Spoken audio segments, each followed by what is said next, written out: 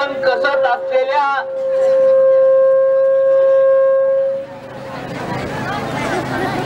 जमिनीचा 7/12 घेण्यासाठी म्हणून 7/12 तारखेला आपण नंदुरबार पासून निघालेलो आहोत. आपण निघालो तेव्हा अधिकाऱ्यांच्या काय काय प्रतिक्रिया होत्या त्या लक्षात घ्या. नंदुरबारला एक अधिकारी म्हणाला, हे बिराड काय असतं, हे डोक्यावर घेतलेलं गासोडं याच्यात काय आहे. मी त्यांना सांगितलं की आतापर्यंत अन्याय अत्याचार जे झालेले आहेत त्यांचं गासोडं घेऊन वेशीवर टाकण्यासाठी ही सगळी मंडळी निघालेली आहे. त्यांनी विनंती केली की पुढे जाऊ नका. आपण विचारलं कुठल्या अधिकाराखाली तुम्ही हे सांगता, मंत्रालयात तुम्हाला काही निरोप आलाय का, फोन आलाय का, काही लेखी आलाय का, ते सांगू शकले नाहीत. आपण पुढे पुढे आलो. नंतर आपल्या रस्त्यावर प्रांत भेटले, त्यांनी काही विनंती केली. पुढे आपण गेलो. धुळ्याच्या माजी जिल्हाधिकाऱ्यांनी काय सांगितलं होतं, जलज शर्मा नावाचे कलेक्टर ते आजच्या बैठकीला होते. त्याचीच बायको नंदुरबारला कलेक्टर आहे. तो जलज शर्मा असं म्हणाला होता की कलेक्टर काही तुमच्या शेतात पीक पाणी किंवा त्या ठिकाणी सळ पाणी करायला येईल का. त्याची बदली झाली. नंतरचे कलेक्टर आले.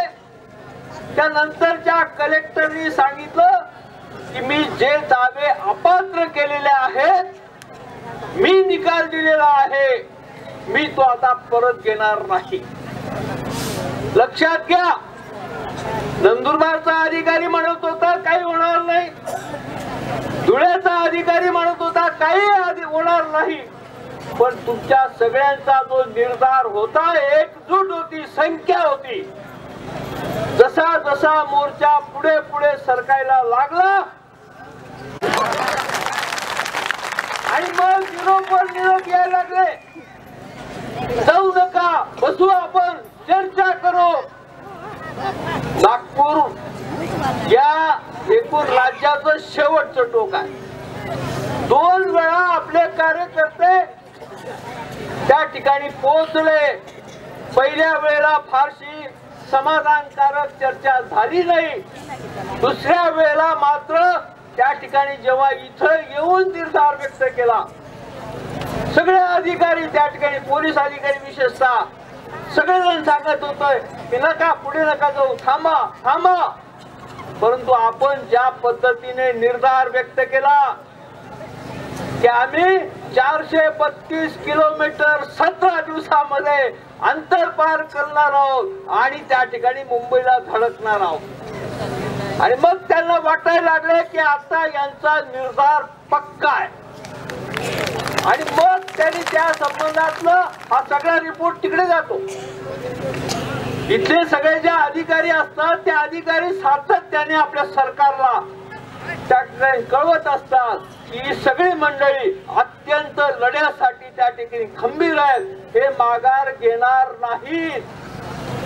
आणि म्हणून त्या एकूण सगळ्या पार्श्वभूमीवर शेवटी ती चर्चा झाली. उपमुख्यमंत्री देवेंद्र फडणवीसांना त्या संबंधातलं आपले ज्या काही मागण्या होत्या त्या संबंधातलं होकार द्यावा लागला. आणि तुम्हाला पुन्हा सांगतो, अनेक वेळेला अनुभव येतो, हे जे कोणी अधिकारी तिथे बसतात त्यांना काही फारशी डोकी नसतात. आपण त्या संबंधातली जी चर्चा झाली त्याचं प्रोसिडिंग लिहिलं आणि त्यांनी त्या संबंधातलं मान्य केलं. हा सगळा लक्षात घ्या क्रम. याच्यातनं निश्चितपणे आपल्याला त्या ठिकाणी आता कळतंय की आपण लढलो तर मिळतं. आणि या एकूण सगळ्या लढ्याचा परिपाक म्हणून आजपर्यंत आपल्याला एकूण सकारात्मक जे आहेत ते निर्णय मिळत आलेले आहेत. काल अखिल भारतीय किसान महासभेचे सरचिटणीस राजेंद्र सिंग आलेले होते. ते CPI ML चे त्या ठिकाणी पुढारी आहेत. लाल बावट्याचीच ती चळवळ आहे. आपण नेहमी म्हणतो की लोकसभेमध्ये 62 खासदार होते म्हणून हा 2006चा वन हक्क कायदा झालेला आहे. म्हणजे लाल बावट्याची काय त्या ठिकाणी ताकद आहे हे तिथून आपल्याला माहिती आहे. जे त्या ठिकाणी राजाराम सिंग काल आलेले होते त्यांचे बिहार मध्ये आजही 13 आमदार निवडून आलेले आहेत. अतिशय सुरत त्यांनी भाषण केलं. ते तुम्हाला त्या ठिकाणी ते म्हणाले की मी इथं आलो आणि मला एक मोठ्या प्रकारची ऊर्जा मिळाली. तुमचा सगळ्या लढ्याचा एकूण संख्या असेल, तुमचं जे काही त्या ठिकाणी स्वरूप होतं लढण्यासाठी तुम्ही ज्या काही घोषणा देत होते त्याच्यात ते म्हणाले की मी लाल बावट्याचं चळवळीत जरी असलो तरी त्या संबंधातलं मी इथून ऊर्जा घेऊन ताकद घेऊन त्या ठिकाणी दिल्लीला चाललोय आणि तुमच्या सगळ्या लढ्याच्या संबंधातलं जेवढे जेवढे त्या संबंधात त्यांचे ग्रुप होते त्या सगळ्या ग्रुपवर मी त्या ठिकाणी बातम्या टाकतोय आणि सगळेजण प्रभावित होत आहेत असं त्यांनी सांगितलं. आजही त्या ठिकाणी शर्माजी आलेले होते, त्यांनी भाषण या ठिकाणी केलेलं. तेव्हा लाल बावट्याच्या एकूण त्या चळवळींना काय त्या ठिकाणी आपल्याला लाभ मिळतात हे आपण नीटपणे लक्षात घेतलं पाहिजे. तर हे जे कोणी सरकार आहे शेतकऱ्याची व्याख्या साधी त्यांच्याकडे नाही. अशा सगळ्या याला सरकारला आपण जाणलं पाहिजे आणि एकूण सगळ्या लाल बावट्याची सत्ता प्रस्थापित कशी होईल, जास्त लोक आपले कसे येतील. आपण म्हणतो या एकूण याच्यामध्ये कलेक्टरने दावे अपात्र केले. कलेक्टरने एकट्याने केलं का?